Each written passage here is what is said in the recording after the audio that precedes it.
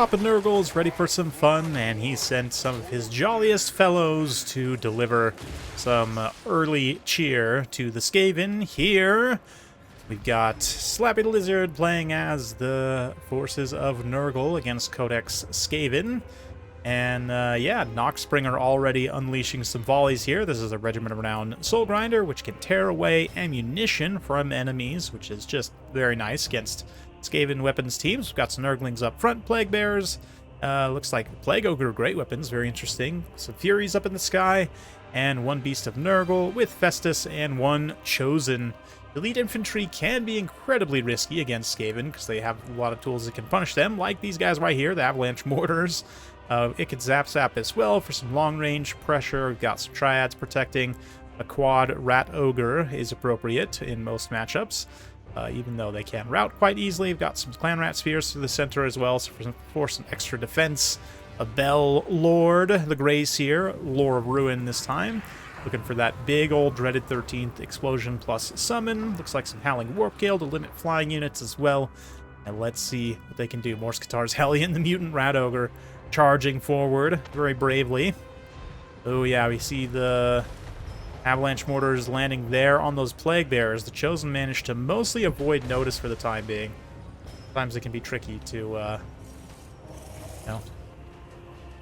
identify, given they have exactly the same flags as something like Marauders or Warriors. But, oh yeah, that Avalanche Mortar definitely hitting those Plague Bears very hard. They do have quite a bit of HP to give, but still a little bit of a problem. But let's check the ammunition as well on the Soul Grinder. Targeting looks like it could Zap. Yeah, you see how like half the ammunition has been used already from it could Zap. Dreaded 13th, like forward summon spell, very interesting to kind of disrupt Nurgle's advance here, deal some initial damage. Very interesting use of that particular summon. I mean, I have seen other summons used that way, especially something like Noctilus. But here, yeah, I mean, the explosion plus summon does some damage, does some disruption, a lot accomplished with that. It is quite an expensive spell for such a purpose, but does it prevent the Furies, multiple Furies diving on the Avalanche Mortars, even if the Rat Ogres are in perfect position? Still tough to protect against that, and the Avalanche Mortars do get routed there. Meanwhile, they could Zap's really getting punished by the Noxbringers. It's eaten all their ammo already, which is absolutely insane. Morse Katar's Hellion is going to come in and kind of with the Halberds supporting, try and make a run at Festus. He'll get some damage in. But yeah, Nurgle getting some fight back, but also getting well disrupted here. Both players with some decent plays. Howling Warp Gale, better late than never, I guess. Probably used up a lot of Winds of Magic on that forward summon, actually. I was not able to limit the Furies as they made attack runs on these ranged units. A little dodging in the front line there, and yeah, Nurgle is content to just see if he can snipe out Morse Katar's Hellion since it's being offered up. Once the supporting summoned Storm Vermin are no longer on the battlefield, then yeah, it can be decent. Noxbringer also took some pretty damage in return from Naked Zap during that artillery duel, but has plenty of HP and ammunition left. Of course, it is Nurgle as well, so he could just go stand by Festus as he's doing the healing elixirs and would get some benefit from that. But ooh, Morse Katar's Hellion actually disengages, goes after the Noxbringer. We get a nice clean 1v1 single entity engagement here, at least momentarily. Whoop, Noxbringer's actually like, I'll keep shooting. Keep slapping me, it's fine. I'll just unload my cannon here. But let's see, maybe Festus switches back to bring that healing over to the Noxbringer, or maybe just leaves him to his fate for now. We've got quite a bit of ammunition left, but he wants to keep up the pressure so he's not getting caught out too long. Makes sense. It's got the Plague Ogres in here getting the healing elixirs, and yeah, I can actually just disengage the Noxbringer, try and run over to that HP replenishment. But the Chosen getting punished very hard now as well from the regrouped Avalanche Mortars. They're going to get a few shots off before another Fury lands on them, but man, look at that positioning. Beautiful block there with the Rat Ogres and Eshin Triads. That is absolutely perfect positioning and actually does effectively block the charge of at least one Fury there. We get some Plague Breath in the front line. Lots of Rats going to be routing. Yeah, Triads holding the line for the time being, but I mean, Rat Ogres, or Clan Rats I should say, Rat Ogres as well, leadership not really spectacular.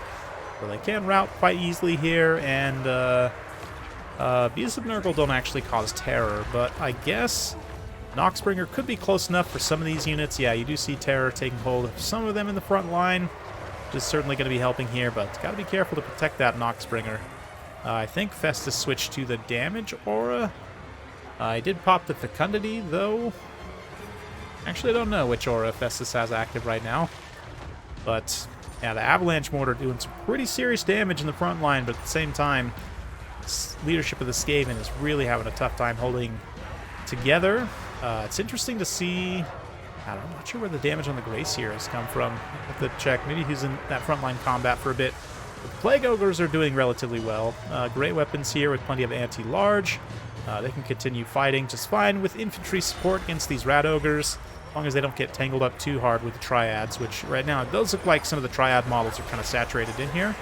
Beast of Nurgle is occupying a few of them as well, though, so it's not completely doom and gloom, but yeah, Beast of Nurgle, like, not surrounded at all on that left side. Could be much worse. Has that Plague Ogre kind of protecting its flank somewhat. It looks like he's getting kind of stagger locked, but anyway, yeah, big blobby frontline engagement is what Nurgle loves to see here. And Noxbringer staying close to try and get healing elixirs now. Has basically used up all of its ammunition. It's one more on the Avalanche Mortar there to try and get them off the field. But some of these demonic units having some leadership issues, and without infantry support, the monstrous units of Nurgle are going to have a lot harder time when they're having to face, you know, lots of Storm Vermin and Esh and Triad models working together. A lot of anti-large. Chosen trying to regroup here. Let's see what they can do. But right now, Skaven definitely have numbers on their side, and the balance of power is tilting in their favor. Now, Nurgle getting relatively low on troops, with Skaven having more than half their army on the field still. But Nurgle's definitely one of those factions. You can't ever count them out, especially while you've got Festus alive, and now the Mortar's Hellion being so low on HP, Festus can come in and maybe slap him around a little bit. He's not the worst combat stats as far as the Caster Lord goes. It's not amazing, but he definitely can get it done here. He's got serviceable melee attack and defense, and especially against like a very tired, kind of more offensively focused unit. That Pestilence aura as well can be doing a little bit of damage. But yeah, this triple single entity here, Festus, Beast of Nurgle, and the Noxbringer, can work together quite well. One thing also to note about the Beast of Nurgle in this type of situation, out of all the single entities, will fight best without infantry support. Because of this immunity to flanking, means that it's... Oh, maybe there was a little bit of desync there, but it looks like Skaven just threw in the towel. Very interesting. Maybe he just got a big leadership break there and wasn't sure he was going to be able to take it back, but had some decent anti-large left. But yeah, the single entity squad looked quite dangerous there. Yeah, maybe a little bit of desync possible, but nonetheless, yeah, the Noxbringer getting some really nice damage. Was able to kind of initially win that skirmish with the Zap, which ultimately got some pretty good value of its own.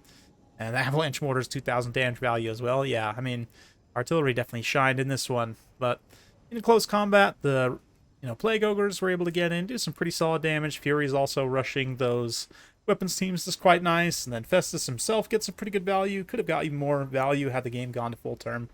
But, yeah, very interesting stuff for sure. Interesting matchup. And I don't totally hate Festus here, even though maybe could get assassinated by, like, Snitch or, a dedicated squad. No one would ever take Queek, really, but Queek is somebody who would give Festus a lot of problems. His speed and debuffs and, great combat stats against infantry lords in particular would give, it would give Festus a really bad time. But, against this kind of caster cart lord, a little bit different outcome, perhaps. Definitely a fun one. Hopefully you enjoyed that. If you do like this sort of content, be sure to like, subscribe, hit that bell notification button. Every time I upload a new video, you'll be notified. Thanks again. We'll see you next time.